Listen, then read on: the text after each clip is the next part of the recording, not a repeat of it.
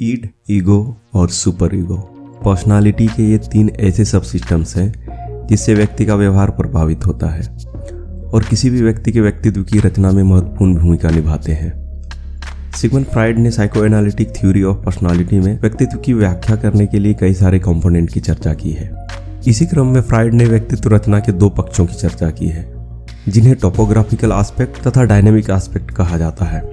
Topographical aspect के अंतर्गत मन के तीन स्तरों की चर्चा की गई है, कॉन्शस, सबकॉन्शस और अनकॉन्शस, जिसकी चर्चा पिछले वीडियो में की जा चुकी है।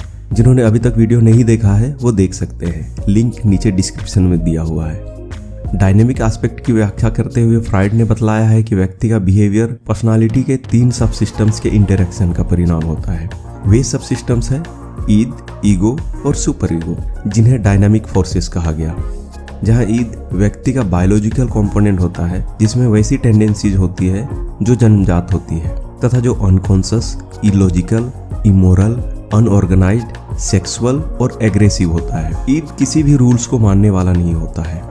एक न्यूबॉर्न बेबी में मुख्यतः ईद की टेंडेंसीज की ही भरमार होती है और ईद की टेंडेंसीज सुख के नियम यानी प्लेजर प्रिंसिपल द्वारा निर्धारित होती है। इसे उचित अनुचित, विवेक अविवेक, समय स्थान आदि से कोई मतलब नहीं होता है। यानी ईद अपनी इच्छाओं को हर हाल में पूरा करना चाहता है। उसे अच्छा बुरा, सही गलत से कोई लेना देना नहीं होता है। ईद चूंकि पूरी तरह से अनकॉन्शियस होता है, इसलिए इसका संबंध रियलिटी से नहीं होता है। मन के डायनेमिक एस्पेक्ट का दूसरा भाग ईगो है। जन्म के कुछ दिन बाद तक बच्चा पूरी तरह से ईद की टेंडेंसीज द्वारा ही कंट्रोल होता है, लेकिन सामाजिक नियमों और नैतिक मूल्यों के कारण उनकी ऐसी इच्छाओं की पूर्ति नहीं होती है, जिसके परिणाम स्वरूप उसमें निराशा का अनुभव होता है और उसका संबंध वास्तविकता से स्थापित होता है। इस प्रोसेस में उसमें ईगो का विकास होता है, यानी ईगो मन का वह हिस्सा है जिसका संबंध रियलिटी से होता है। यह एक्वायर्ड, लॉजिकल, रैशनल तथा अपॉर्चुनिस्ट होता है और रियलिटी प्रिंसिपल द्वारा कंट्रोल होता है। ईगो को पर्सनालिटी का डिसीजन लेने वाला या यूं कहे तो एग्जीक्यूटिव ब्रांच कहा गया है, क्योंकि ईगो अंशतः कॉन्शस, अंशतः सबकॉन्शस तथा अंशतः अनकॉन्शस होता है। इसीलिए ईगो द्वारा इन तीनों लेवल्स पर ही डिसीजन लिया जाता है। पर्सनालिटी का third important subsystem super ego है।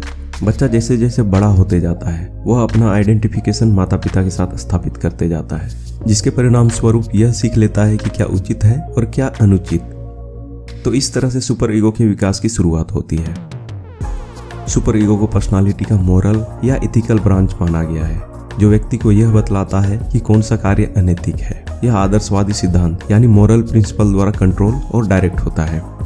सुपर ईगो विकसित होकर एक तरफ ईद के सेक्सुअल, एग्रेसिव और अनैतिक टेंडेंसीज पर रोक लगाता है, तो दूसरी तरफ ईगो को भी वास्तविकता से हटाकर मोरल गोल्स की ओर ले जाता है। ईद के समान ही सुपर ईगो को भी अनरियलिस्टिक कहा गया है, क्योंकि सुपर ईगो इस बात का ख्याल नहीं करता है कि उसके मोरल और इथिकल ऑर्डर को पूरा करने में ईगो को वातावरण में उपस्थित किन किन कठिनाइयों का सामना करना पड़ता है।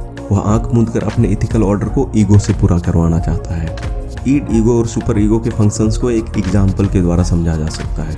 जैसे अगर पापा का पर्स टेबल पर रखा हुआ है और उसमें 500 का नोट दिख रहा है, तो आपके अंदर का ईड चाहेगा कि वो पर्स में से पैसों को चुरा ले और किसी को पता भी नहीं चलेगा। तभी सुपर ईगो कहेगा कि चोरी नहीं करना चाहिए, चोरी करना बुरी बात है।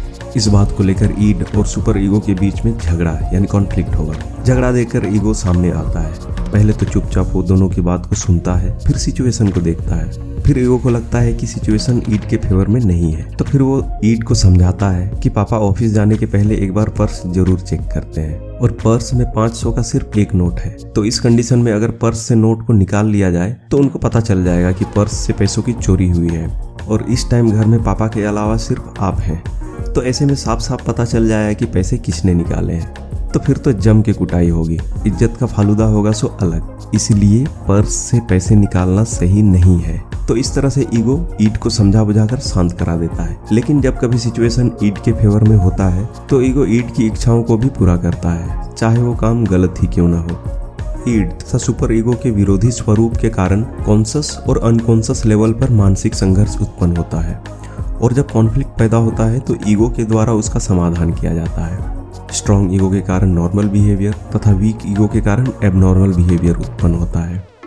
फ्राइड का कहना है कि ईड, ईगो और सुपर ईगो तीनों के आपसी अंतःक्रिया जब अलग अलग गोल्स की प्राप्ति के लिए कोशिश करते हैं तो इसमें व्यक्ति में इनर कॉन्फ्लिक्ट पैदा होता है, जिसे इंट्रासाइकिक कॉन्फ्लिक्ट कहा जाता है। अगर किसी कारणवश इंट्रासाइकिक कॉन्फ्लिक्ट का समाधान नहीं हो पाया तब इससे व्यक्ति में मेंटल डिसऑर्डर उत्पन्न होता है। इन मेंटल कॉन्फ्लिक्ट्स के समाधान में कई प्रकार के मनोरचनाओं का हाथ होता है, जिन्हें डिफेंस मैकेनिज्म कहा जाता है, जिनमें repression, sublimation, conversion, rationalization, reaction formation, projection आदि इंपॉर्टेंट है, जिसकी चर्चा अगले वीडियो में की जाएगी। तब तक के लिए बने रहिए साइकोलॉजी टॉकीज के साथ। धन्यवाद।